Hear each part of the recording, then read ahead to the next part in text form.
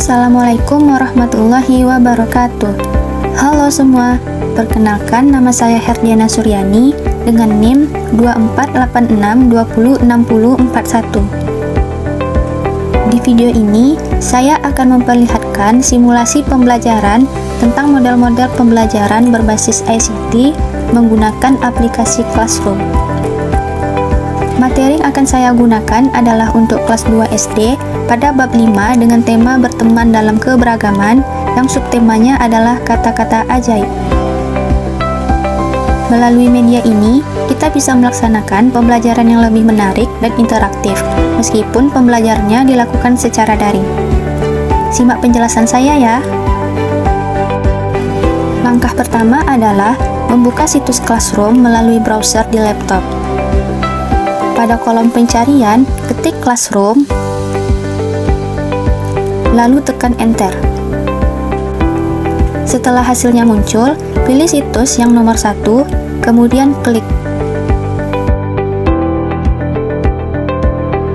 Apabila halamannya sudah terbuka, tekan Login ke Classroom.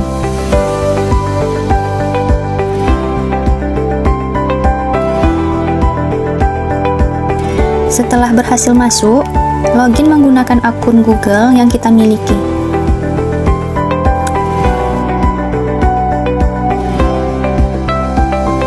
Jika sudah berhasil, kita akan masuk ke halaman beranda yang menampilkan halaman kelas, seperti yang ada pada layar saya. Langkah selanjutnya adalah membuat kelas baru. Klik tanda tambah di sudut kanan atas,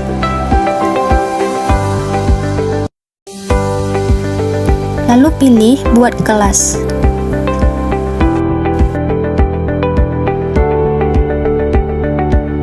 Akan muncul tampilan seperti ini untuk mengisi data kelas.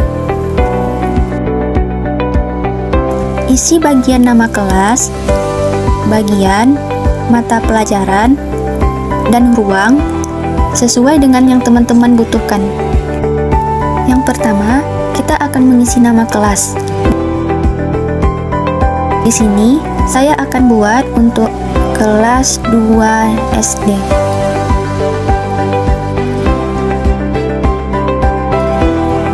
Selanjutnya, yaitu bagian. Bagian yang saya isi adalah bab 5, berteman dalam keberagaman. Kemudian, mata pelajaran. Mata pelajarannya adalah Bahasa Indonesia. Dan yang terakhir adalah ruang. Karena pembelajarannya online atau daring, maka saya akan membuat ruangnya adalah online. Jika semuanya sudah terisi, klik Buat.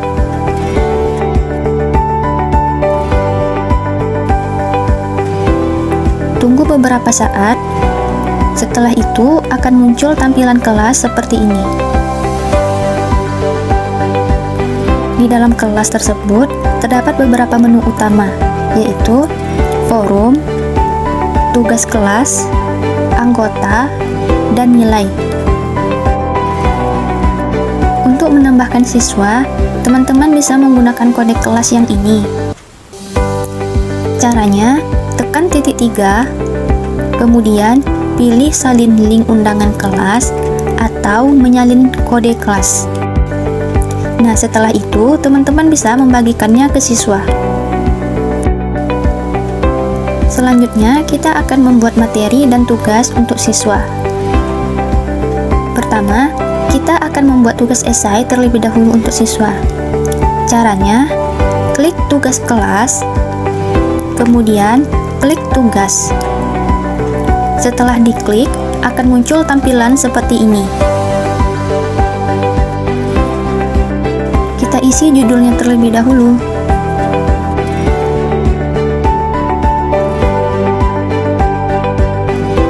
Setelah itu, kita juga akan mengisi bagian petunjuk.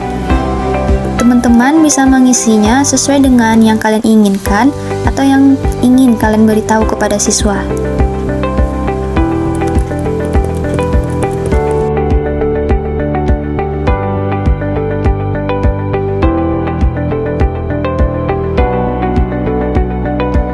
Tambahkan file tugas yang sudah kita buat dengan cara klik upload, kemudian klik jelajahi, dan pilih file tugas yang sudah kalian buat. Setelah filenya sudah terupload, isi bagian kanan ini sesuai dengan ketentuan yang kalian inginkan. Kalian bisa menyesuaikan untuk siapa tugas ini diberikan, ditugaskan untuk semua siswa, poinnya berapa, tingkat pengumpulan tugasnya kapan, dan topiknya apa.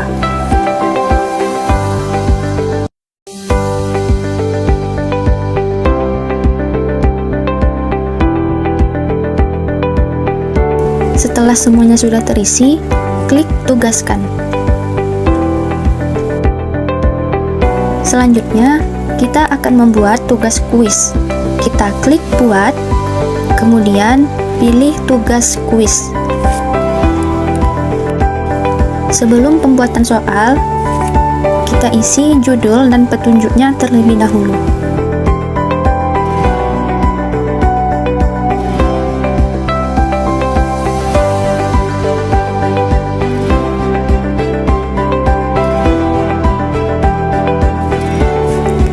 Setelah judul dan petunjuknya sudah diisi, kita akan membuat soalnya.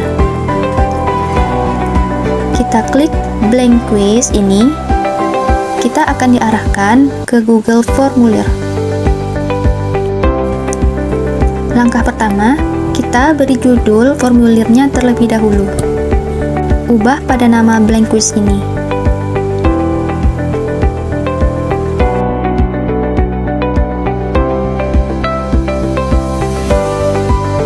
Nah, setelah itu, tuliskan kembali perintah pengerjaannya di sini.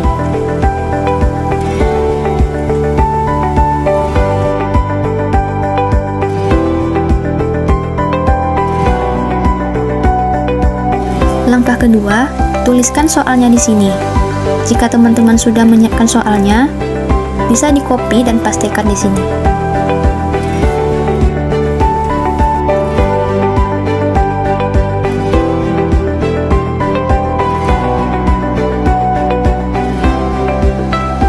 Langkah ketiga, yaitu membuat opsi jawabannya. Nah, caranya seperti ini. Saya akan membuat 3 opsi atau jawaban.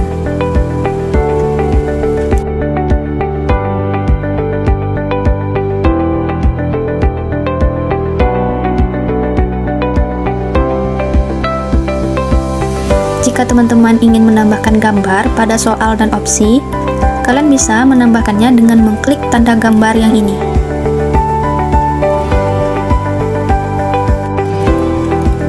Kemudian, kita akan membuat soal berikutnya dengan cara klik bagian tambah ini.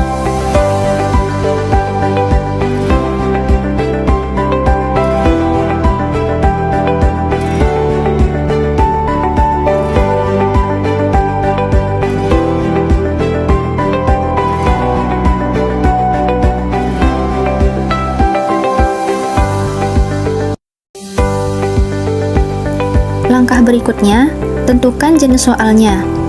Karena topik tugas ini pilihan ganda, maka teman-teman pilih opsi pilihan ganda.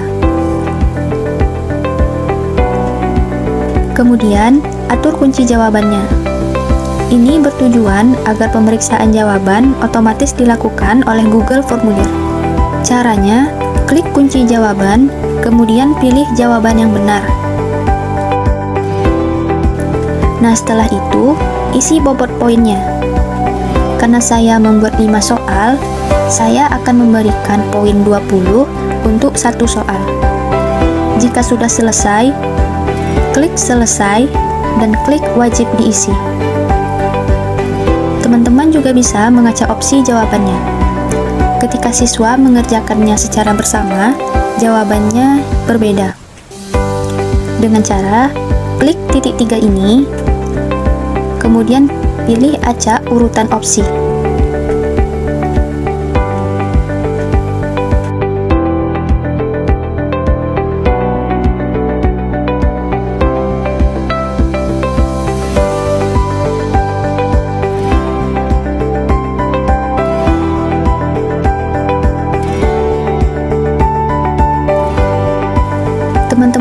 bisa mengacak urutan soalnya, sehingga tidak hanya opsi, tetapi soalnya juga ikut teracak. Caranya, klik setelan, scroll ke bawah, lalu tekan presentasi. Aktifkan acak aturan pertanyaan. Di sini saya mencontohkan 5 soal saja. Silakan teman-teman buat soalnya sesuai dengan kebutuhan. Jika sudah membuat soalnya, tutup saja formulirnya. Tidak perlu disimpan, karena setiap perubahan yang kita lakukan pada form ini otomatis akan tersimpan. Kita kembalikan lagi ke Classroom. Isi bagian sebelah kanan ini seperti membuat tugas esai sebelumnya.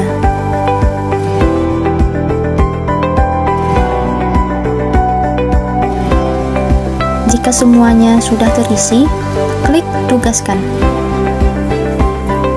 Tugas pilihan gandanya sudah terkirim, kita tinggal menunggu siswa untuk mengerjakan soalnya. Selanjutnya, kita akan membuat pertanyaan. Isi pertanyaan yang ingin kita berikan kepada siswa pada bagian ini.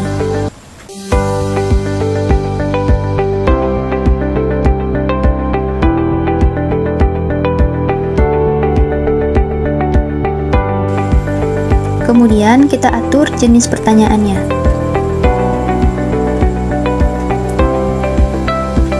Setelah itu, kita ketik petunjuk yang ingin kita berikan kepada siswa pada bagian petunjuk atau opsional ini.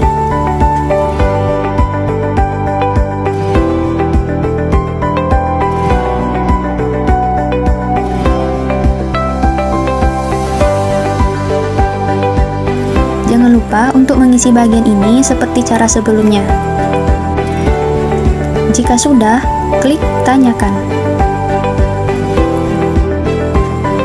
Terakhir, kita akan menambahkan materi pembelajaran.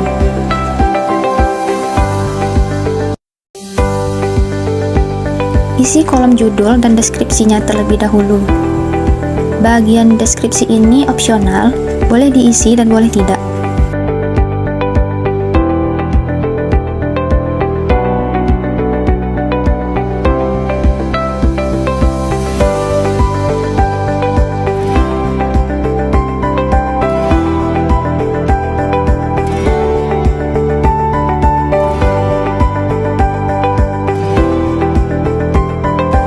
Tambahkan file materi atau PPT pada bagian lampiran.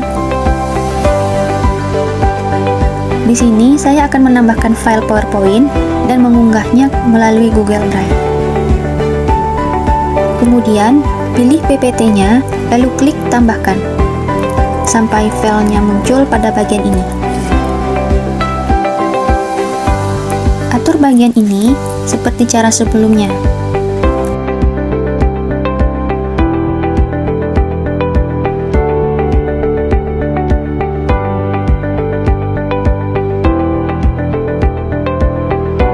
Jika sudah, posting materi tersebut. Sekian penjelasan yang telah saya tampilkan pada video ini.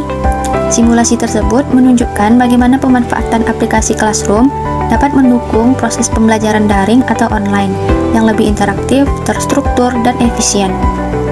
Semoga penjelasan ini dapat menambah pemahaman serta menjadi referensi dalam penerapan pembelajaran berbasis ICT. Terima kasih atas perhatiannya. Apabila ada kekurangan, saya minta maaf. Wassalamualaikum warahmatullahi wabarakatuh.